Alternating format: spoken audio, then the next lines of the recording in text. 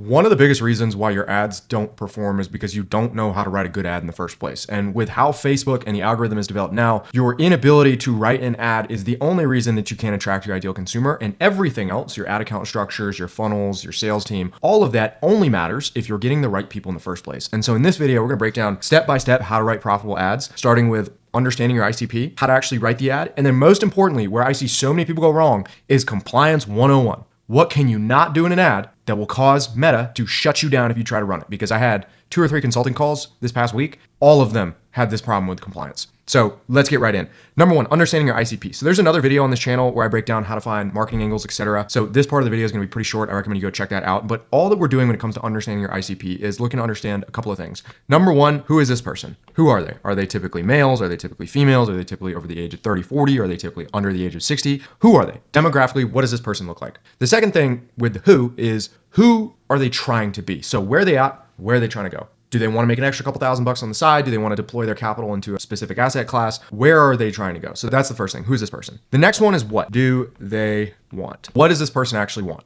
What do they want out of life? And if you check out that angles video, it's going to break down things. Let's say it's a dad wanting to make a little bit extra money for the family. Maybe he wants to spend more time with his kids. Maybe he wants to buy the nice thing. Maybe he wants to spend more time with his wife. He wants to earn that time back. Could be any of those things. What do they actually want? And then the last one is where do they spend time? And typically when writing ads, we break it out into these 3 questions of just who, what, where. If you take these and you just ask these 3 questions for all aspects of your avatar, you'll get a pretty good idea as to who it is. Who are they? Who do they want to be like? What do they currently have? What do they want to do? Where do they spend their time? Where do they want to go? And you're just taking these and you're spinning these questions in a bunch of different ways until you understand truly who this is. So that's the core. Now, how do we actually answer these questions? Well, there's a couple of ways. Number 1 is if you're already selling something and you're looking to scale with paid ads, look at your organic sales calls. That'll give you pretty much everything you know to run a profitable ad from damn near day one. So that's the first place. The second one is going to be forums. So places like Reddit, YouTube comments, Instagram comments, just Google search, what are the high performing topics there? Sales calls, forums. And then the last one is talk to your customers. Don't just look at their position before they bought, but what about after they bought? What do they want after? And there's a lot more that goes into this. Obviously, market research is a whole different topic entirely, but the core to this is you really want to understand who you're selling to in the first place. Now, what does this actually look like? Because you can say you understand somebody, but that doesn't necessarily you can speak their language. I can say I understand the Spanish culture. I don't speak a lick of Spanish. Can I even run an ad to that market? No. Hell no. It's not going to work because I can't speak their language. Even if I know that their cultures are interested in this, they want this. If I communicate in broken Spanish, it doesn't make any sense. They're going to be like, who is this guy trying to rip me off? It feels like a scam. Same thing goes with people that literally speak your own language. For example, if I'm going upmarket, B2B, it's a lot harder to communicate with those individuals in an ad because you have to understand what KPIs, what's the KPI language, what's the structure of the business, what are their bottlenecks. And you have to be able to speak on a lot more of a technical level the more upmarket you go, because again, you're speaking to a more sophisticated audience. So for example, certain industries may call, I think it's like door to door, a sales manager is considered a sales leader. Same thing, same role, just different language. If you look at the wholesaling industry, this one I find interesting. You've got what are called assignment fees. If you look at the real estate space, you've got terms like NOI. If you look at the app raising space, you've got things like LPs, where it's little nuanced language that is used to effectively communicate inside of the industry.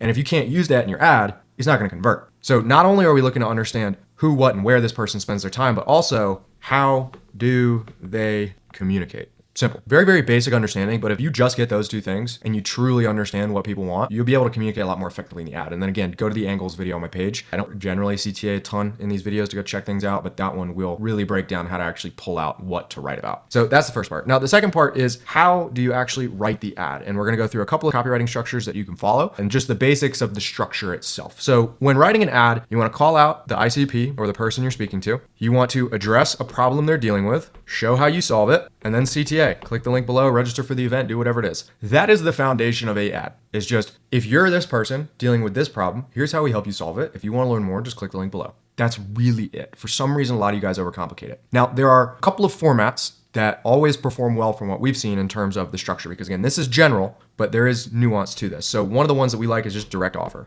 We will help you do this in this amount of time or guarantee. And that's the whole ad. Click the link below if you want to learn more. So that's a great one to use. Another one we love is problem, agitate, solution. This is a very common copywriting framework. So what I love to use, again, this is not Facebook compliant. We'll get into compliance in a second. But if I were to go, let's say I'm selling weight loss. Are you fat as hell? Does your wife not want to sleep with you? Here's the Fat Burner 3000.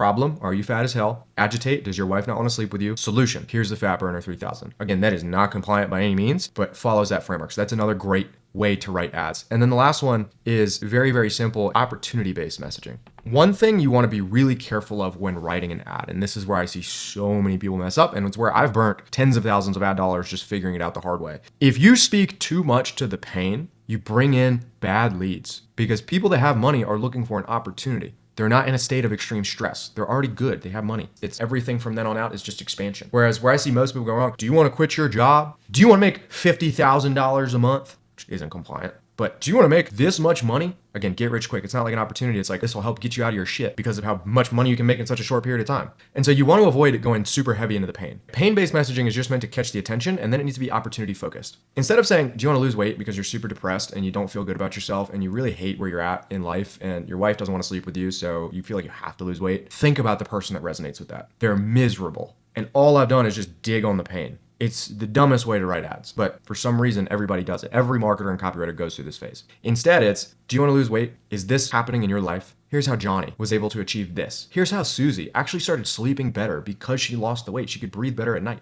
Here's how this. And notice how that frame is, again, I'm still doing problem agitate, but now the back half is more opportunity focused. He actually ended up making more money in his job because he had a ton more energy. It was crazy to watch. So I can hook him with the pain, but I don't want to dig. Digging with pain does not work in an ad because you just attract broke people. It blows my mind. So that's the big thing with writing ads. The other part with writing ads that a lot of people mess up is they fluff it up too much. If you look at some of the first funnels I built, I'll never forget. I sent it to a mentor of mine a while ago and I was looking at the old messages, just reminiscing like, geez, buddy, what were you thinking? And it's when your copy gets super fluffy and you just add a bunch of stuff that does not matter. The biggest way I've learned this is recently started posting content and getting traction. The more concise I am with my language, the better the video performs. So I'll cut out a bunch of stuff that just doesn't matter. The same thing goes for your ad. For some reason, people think everything has to have a crazy mechanism. And so they'll go, do you want my proprietary 6-step, this, that, blah, blah, blah offer? And like in some markets, yeah, you have to do that. But for 90% of you guys watching this video, you don't need to add fancy terms and words to your mechanism.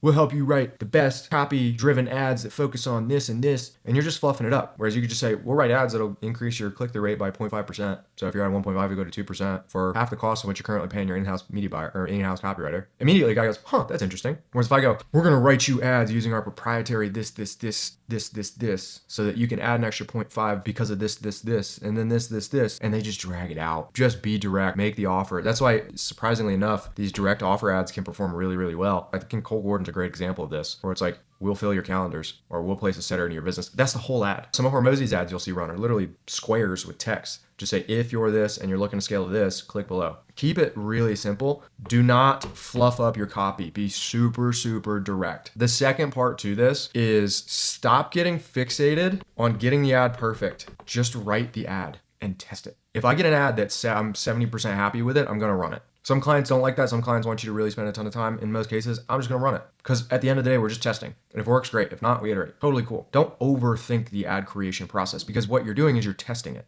That's why you want a high volume of creatives. That's the big thing with writing ads. Again, there's a ton more that I can go into. And if you're curious to learn what it would look like for your industry, there's going to be a link below. You can book a call, speak to myself or the member of the team. We'll run you through everything in terms of just getting started with paid advertising, what that would look like and how to actually write the ads. Like I said, link below, you click that down there. You can apply, do whatever. So that's the big thing. Now, where most people go wrong, and this brings me to arguably the most important part of this video because anybody can write an ad, a lot of you guys mess up the compliance aspect. What we tell everybody to do before I get into like the big pillars is all I want you to do is go to facebook.com for Facebook ads or whatever your ad platform is, and then look up compliance guidelines. That's all I want you to do. Facebook.com, compliance guidelines. Once you've done that, I want you to copy this link or copy all of the text, and then you're going to put it into something like Claude or GPT or Manus. I don't care what it is. Put it into one of these LLMs with your ad scripts and then just ask, are my ads compliant? That's it. And then it's going to tell you, based on everything Facebook says, your ads are or are not compliant, or you are dancing on the edge here. Now, if you're dancing on the edge, up to you to run the risk of letting them fly. Up to you. But just be aware that if your ad account gets shut down, it's probably because of that. Now, big things that we see all the time with consulting clients, that is the reason your ads get shut down. Number one, timeline and money. I'll help you make 10K in 30 days. I'll help you make 100K in 90 days. I made my first million in 19. You're getting shut down in 2 seconds. I don't care who you are. Facebook does not like that. You shouldn't even be putting that in your content. I mean, YouTube started flagging stuff like that. So timeline and money, that is the first indication. If I ever see that in an ad account, get rid of it immediately. The second one is going to be aspirational based ads. So for example, do you want a Lamborghini just like me? Do you want to live in a mansion just like me? Do you want a life just like mine? Do you want to travel the world just like I do? That is aspirational based. You'll get shut down. That's damn near the same thing as timeline and money. So these two, pardon my French, get fucked if you put them in your ad. Do not do that. Do not do that. The rest are a lot more nuanced. And again, I'd rather just give you to Facebook to have them do it. We just run everything through a prompt. But at the end of the day, if I ever see aspirational based ads or timeline and money, get fucked. The only other thing to be super careful of is if you're in certain sectors. So for example, some of the funds that we work with, financial based products, housing based products,